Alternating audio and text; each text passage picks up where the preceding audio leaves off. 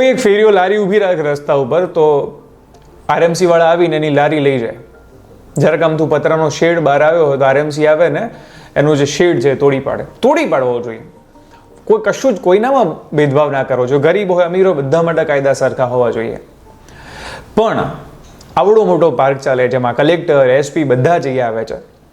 આ લોકો જરાય વિચાર નહીં કરતા હોય કે અમે જે જગ્યાએ જઈએ છીએ એની કોઈ પરમિશન કંઈક તો હોવું જોઈએ કે નહીં. કંઈ નહોતું.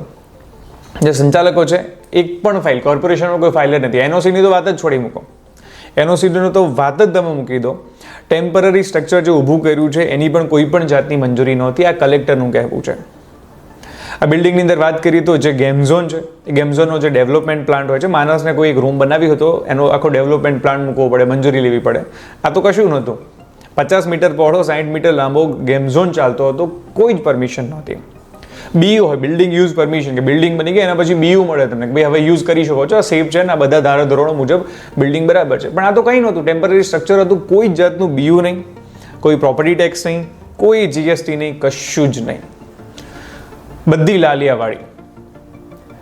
તમે પોતે એક સામાન્ય નાગરિક તરીકે વિચારો કે નાનકડી અમથું તમારું દબાણ થઈ જાય. હું તો કહું છું દબાણ કરવું યોગ્ય નથી. ગરીબ કરે અમીર કરે કોઈ પણ કરે.